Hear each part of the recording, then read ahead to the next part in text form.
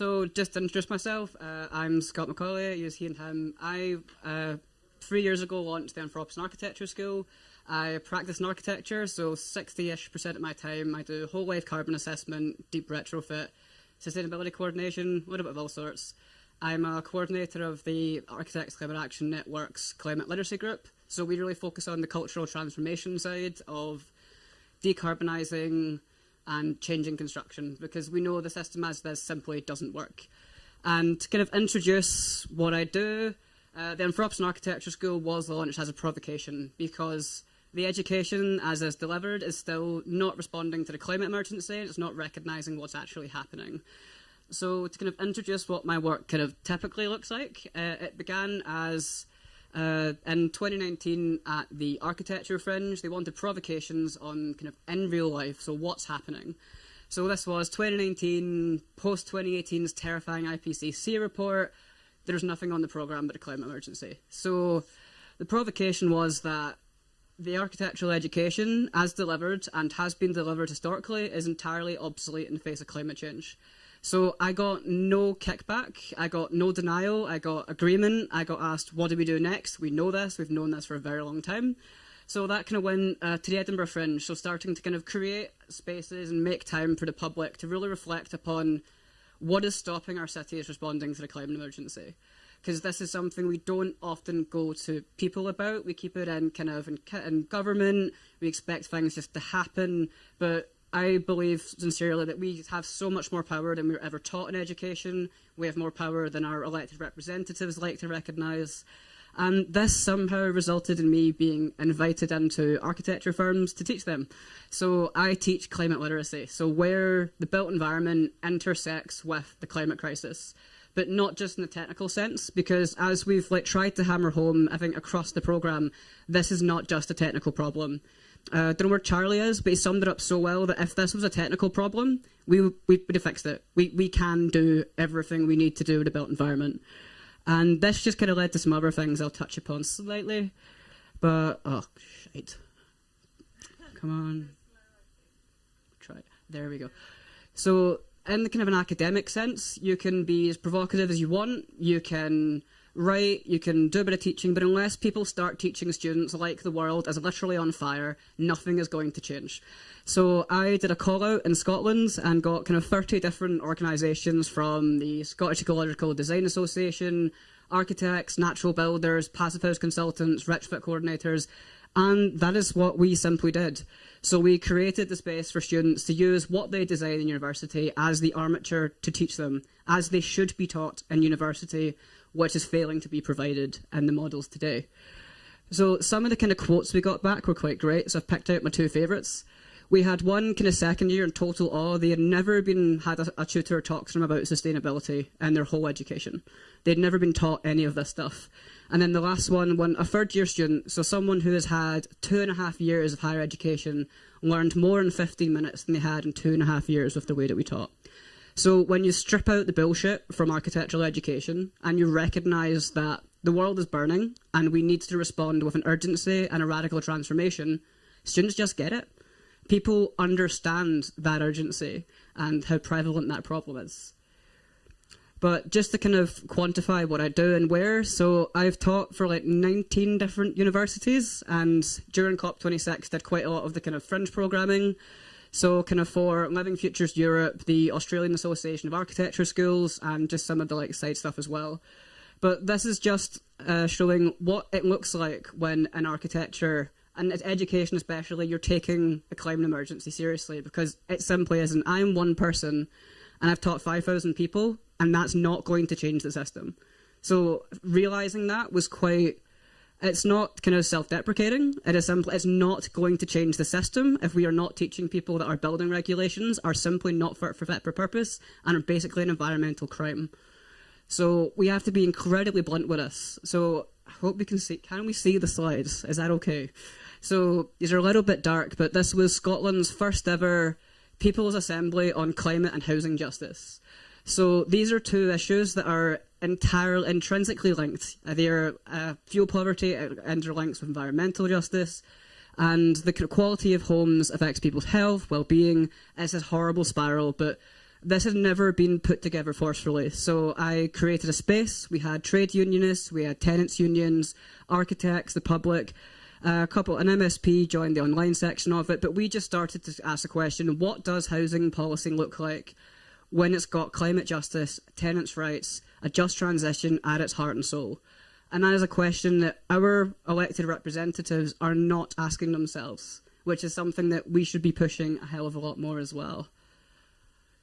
And kind of to come back to my why, so why did I theatrically and literally as a joke launch an architecture school that has now resulted in 3 years of work? So in my architectural education, I was not taught to design sustainable buildings. So when I was in my second year, I was pretty dismayed by this and wondering, like, how do you do this? So if you've seen Alex Sparrow outside, Man Can Take Some Responsibility, I went to do a course in hempcrete construction. I got introduced to natural building. There was a client in Le Contamine in McAulay in the French Alps, and I got to work alongside environmental engineers, carpenters, lime plasterers, architects, so many different inspiring people, and saw that this can be done, sites can be organised in a really regenerative way, not just environmentally friendly, but how you treat the people on site, how you appreciate their expertise, how you teach people, how you learn, and that was void from the education system. And we'll jump another one. Wow, I'm really bad at this. I guess probably going to jump a few times, maybe. Or it's frozen.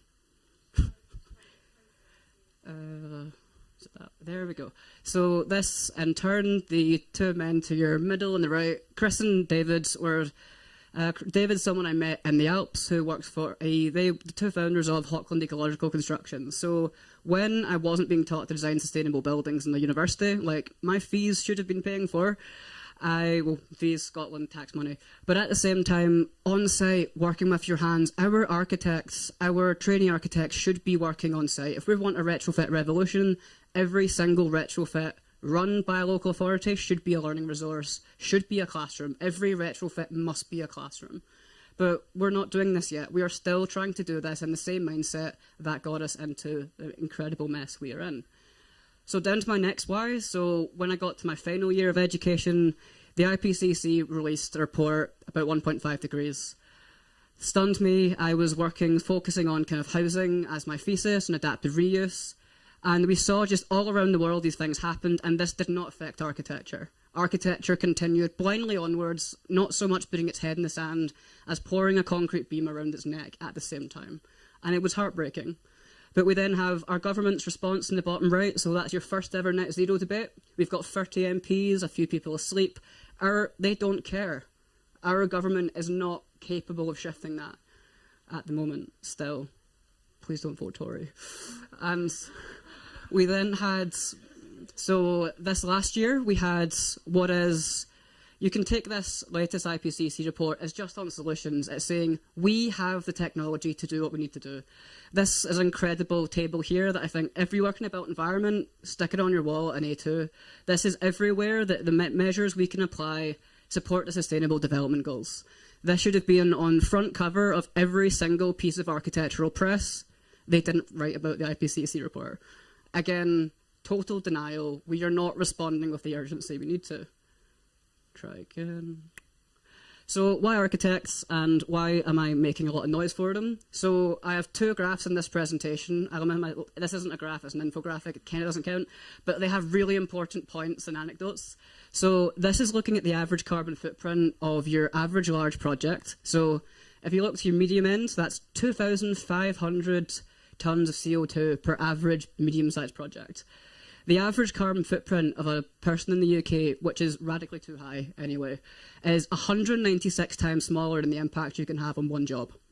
So to put that into context, I'm working on 4 schools in Scotland, so that's 196 by 4, about roughly 796 something-ish times. So almost 800 times bigger an impact than my life in a year I can have if I can drive those down. Every architect needs to know just how much agency they have and to stop blaming clients and creating scapegoats in ourselves. So, but I'm probably going to get told, oh, Scott, but that's not compared to a practice. So I included the practice one. So your large practice has a carbon footprint of about 70-ish tons. That's 34 times smaller than the size of their average project. So if that practice is doing 100 projects a year, so they can have 3,400 times bigger an impact by taking this shit seriously. It's great, but we're not taught that in architecture school, and we're still not. So that's why I'm doing this. And the other graph also has a point, I promise. It's not just graphs for graph's sake. So even recently, a recent survey from Architects Climate Action Network, 76.9% of students do not feel their course is properly preparing them for future work. I think in any other type of degree, that would be massive concern. People wouldn't be paying fees. We are socialised in architecture schools just to keep going and not rock the boat too much. But at the same time, you go up and 88.5% of them want to be tested on net zero design, but feel that aesthetics are more important. So what things look like are more important in architecture schools at the moment than the fact the world's been on fire for decades and that we've had problems growing for hundreds of years. So that's where we are, just to put things bluntly. We are not getting there. It was mentioned earlier that some schools for architecture are taking it seriously, so I'll admit that some are starting to, but there's still a void of action in universities around this. But there's this incredible piece called Rethinking the Modern University, and there's one line I'm just going to quote quickly. So long as we educate young people into modern ways of thinking, we will continue to perpetuate the very civilization that's destroying the planet. So this goes for every solution that we're coming up to with this retrofit challenge. So many of them are in the same mindset that created it. It's in a mindset of artificial scarcity. So we've talked about the energy crisis a lot today. It comes up a lot, but what's not been mentioned is the energy crisis is not inevitable. So the price in energy is being raised by human choices. It is not like gravity. It's not inevitable. It's not something that just happens that no one can say anything about. Our government could do something about it, but is actively choosing to let energy companies make profit before people being warm. Until we can sit with the discomfort and knowing our political representatives and let that happen, things won't change. And that's uncomfortable and probably very unpopular. But the energy price rise is not inevitable, and it's a political choice. So, got another one. Come on. So this was a recent piece last year. Time decided to focus on how does climate change education. So I decided to take a mental health day during COVID that turned into a fortnight and ended up being interviewed by Time. And really what came out was I had this moment in architectural education. It was like the Wizard of Oz. It's like the curtain goes back and you realise nobody knows just how serious the climate crisis is, just how big the challenge of transforming society is. And when that sinks in, it's really difficult to complete a course, to sit through being taught, knowing that everything you're being taught is not recognising this. And it's not comfortable. And I fully appreciate that. From a really deep place, I appreciate that. But this is where we are. We have, 3 years to radically transform everything, not just do retrofit, transform everything. And yet we are still in that place. But in one workshop I did, so we had 200 students from 47 different institutions, and this is how they feel about the climate emergency. They had never been asked on our course, how do you feel about what's happening? So you've got everything from frustration to disheartened. Some are excited, some feel unsupported, some feel hope. There's rage, and that's entirely normal. I feel a deep sense of grief recognising what is going on. But also, how do you teach this as well? So climate literacy, as me and Martin Brown defined it for Restore 2030, is really contextual to every single moment. It's practically realising where you can have a positive impact and what your activities have on exacerbating climate change. So it's an awareness and a positive response. It's not just static data that we recognise shit's on fire. We do something about it. Right. So I'm really sorry about the technical thing. I'm actually really bad at this one. Oh, I jumped it. We'll try and get back. So in teaching that through COVID, all the work I did was in person before this, all dried up. So ended up teaching online, which is now why it's about 5,000 people. But you can give people this information. But as is pointed out amazingly in a book I'd recommend everyone in the room read, I threw it at Bobby. It's called The Entangled Activist. So data and statistics have never led to rational decisions from policymakers. The IPCC is 30 years old. We've known this for 30 years, and yet we're still in the same boat. We're still in the same situation. And I know that's frustrating, but that is where we are. If we just keep teaching people how bad things are and not giving them an action, not giving them solutions but nowhere to deploy them, what are we doing? We're just frustrating and burning out people. And I'm not sorry. My generation are not your cannon fodder to put your ideas and leaving it to us on. So if you're going to teach, we need to be doing it in a really different way. So this led to MSA Live. So Manchester School of Architecture does kind of projects where you involve students in a live one.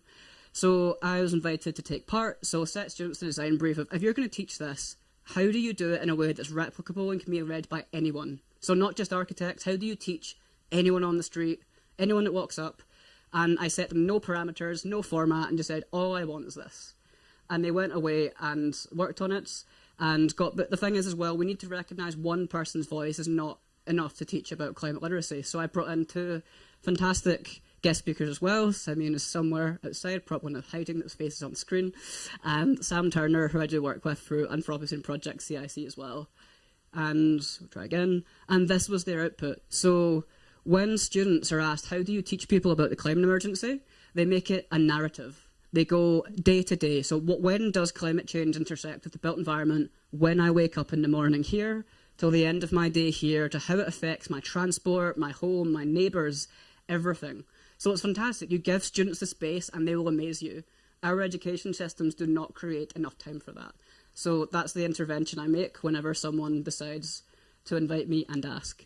And if you get the opportunity, definitely give Simeon's game Climania a play. I had the joy of interacting with the students and running a workshop for them. They decided retrofit was the biggest problem of climate change with no prompting. So people under university level understand this. We are not going to go and tell them, by the way, you've got to retrofit all your homes. They know it. They embodily know this. When you give them the information, they just take it and run. And they will surprise you with incredible things as well. And so we're talking about retrofit a lot, but we've not really gone into kind of, how do we do it? We've got examples, but we talk about the circular economy quite a lot. But you can put circular economy and retrofit under the umbrella of stewardship.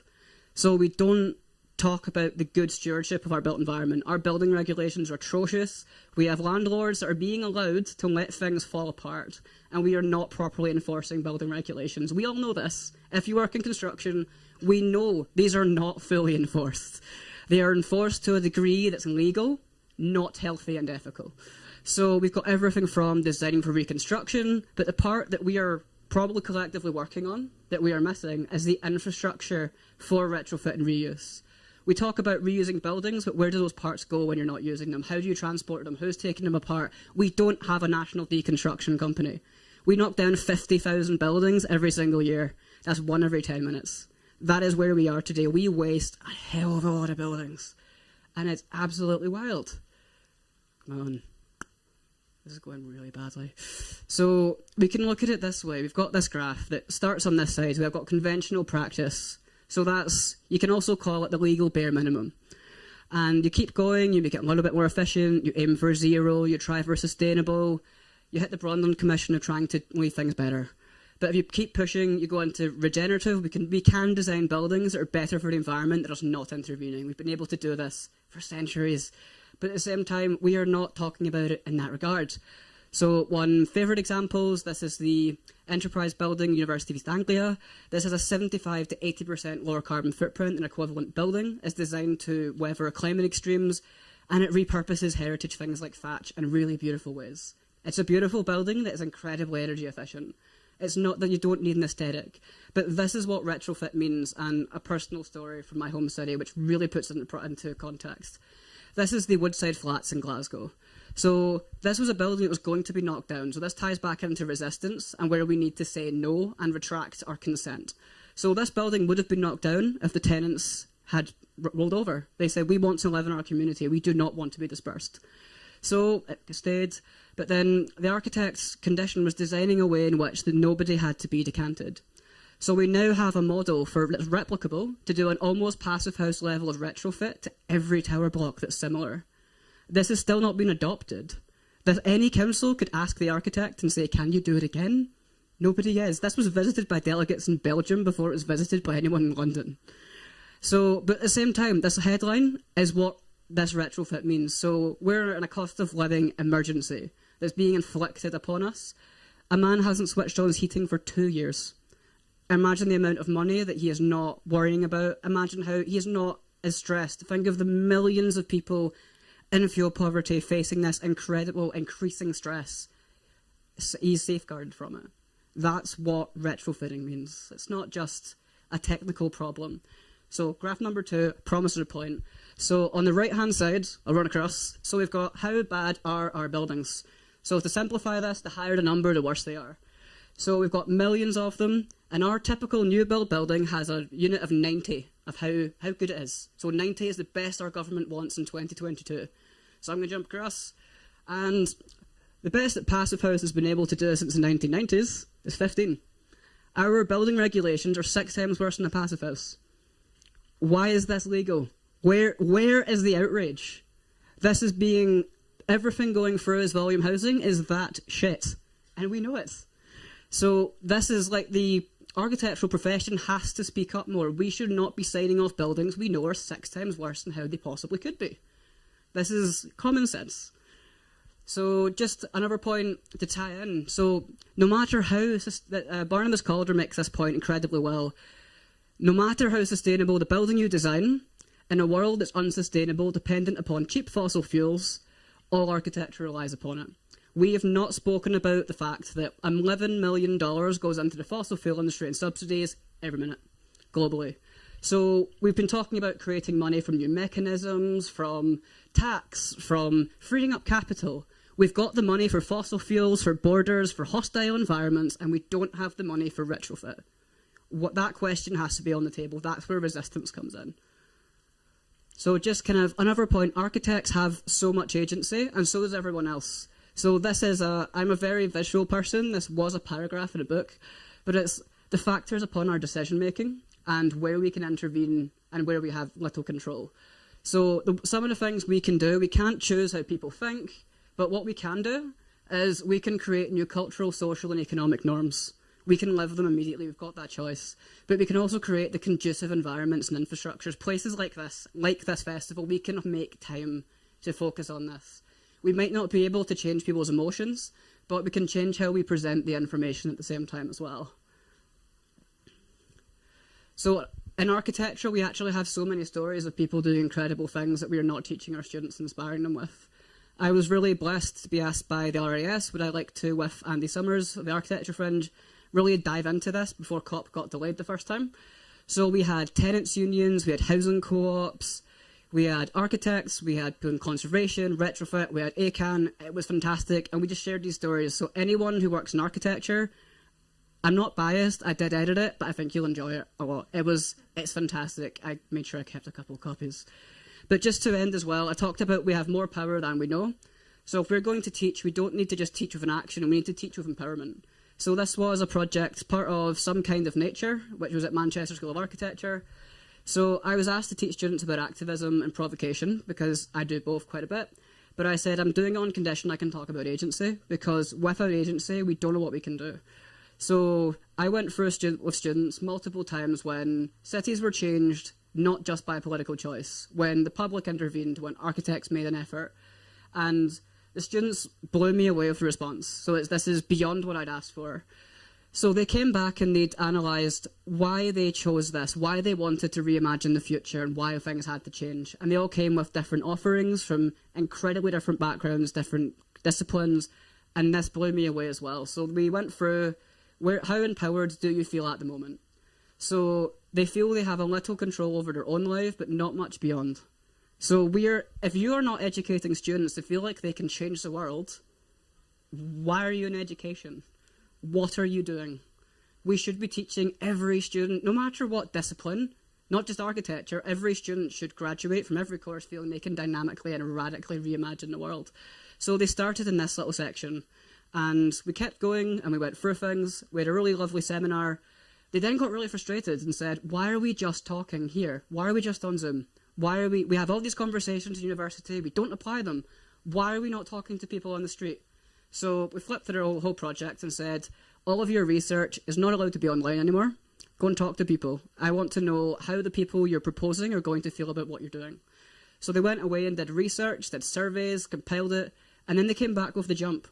Most of them have jumped significantly, so just by questioning the agency they had and asking them to talk about it, it shifted it ridiculously. And I can share this with any School of Architecture who wants to replicate it. It's been written into a template. You don't even need a facilitator. You need some text and some keen students. Most of you have them. But just as a kind of closing point before an invitation. Rob Hopkins puts this incredibly well in his book, From What Is to What If. But one of the fundamental challenges is that we need to be able to imagine possible, feasible, delightful versions of the future before we create them. And not dystopias, but where things turned out okay. So what I would like to do as an invitation before passing on or throwing the floor, whatever Sarah lets me do, I want every single person here to close their eyes for 2 minutes and imagine what the future looks like to you when you wake up and what your morning walk looks like in 2025. If every single possible thing you know we need to do happens, how does that feel? Is that enticing? Is that delightful? What has changed? What can you see? What can you hear? So we're going to take 2 minutes. I'm going to stop monologuing. And then after that, I'd like you to turn to someone that you don't know in the room, and I want you to explain that to them. And then after that, raise your hand if there's something you feel has not been given space yet. What are the elephants in the room? Have we spoken enough about tenants' rights? Have we spoken enough about... I heard trade unions mentioned. I was so happy because I was about to jump about that a lot as well. What's missing? So first, the invitation is to imagine the future and share it with a stranger. Pick someone you've not spoken to. And then after that, if there's something you feel that we've not given time to, I would like you to raise your hand and raise that. Right, and everybody back. So everybody stand up. Everybody up. Find someone you don't know. If you don't know their name, you get extra points. And what does that future look like? Could we have everybody back? I'm getting time warnings. Okay, so do we have any single word responses on what's not been said in this tent? So I'll start. Not one word. I'm gonna slightly cheat. So I was told over the break that 80% of the local area here are all renting. So I felt that we need to be talking about tenants' rights and tenants' unions and supporting them and showing solidarity with the work that they're doing. So that is something that I feel should be brought into this space and explored. If we could have, I'll grab 2 hands, and then after that, I'll extend the invitation to keep on letting Civic Square know your response to that question as well. Yeah, great. I'm going to be really blunt and ask for the women's voices here, please. So any women would like to share? Thank you. Sorry, that was totally putting on the spot, but let's get that balance. I feel like mine was really basic. I just want to wake up in a house that's not hot from last night, and just get a good night's sleep. That's pretty basic, I suppose, but yeah, just retrofit my home, I suppose. That's what I need to do. That's what I'm learning from today. Isn't that the point? It's basic. Can we please get that right? Any other voices would like to share? Here we go. We haven't talked about biodiversity, rain gardens, SUDs, and the civic the citywide infrastructure at all, and it's like waking up, going out, and like Paul mentioned, he'd like to see more cycles, and I'd like to see more rain gardens. It's like I want to go out on the street with my children, knowing that they're safe and they can just run. That is lovely, and I think we are all like, yeah, let's talk more about the rain garden. I'm going to go one further out here. I don't know, Rosie, would you mind coming in the space? I'm afraid that's going to interfere with the frequency. So come back right in here where you belong. Thank you. Yeah, so I live in a city, and I shut my eyes, and I was in a rural environment, nature outside.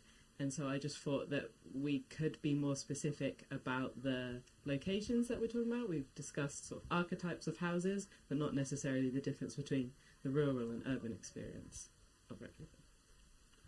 Thank you so much. Yeah, Scott, do you want to have some closing moments? That was pretty much it. I was expecting to get the mic taken off me. So, but at the same time, I would just like to invite you to keep on asking those questions, but also challenge the fact that we do have a political system where money can be found for fossil fuels, for hostile environments, for arms, and why are we not raising this significantly louder? Why are we not talking about the intersectionality? The intersectionality was there in the morning, it was amazing, but money is effectively made up now. It's money, numbers on the screen. We have the money for this. The thing lacking is political will. But also we need to challenge louder, and resistance is absolutely critical. So every single person here, however you can in any way, shape or form. If you can resist in some way, or if you don't have the space, can you support other people to, or make the time for other people as well. But thank you for indulging me as well. Thank you so much, Scott. Brilliant.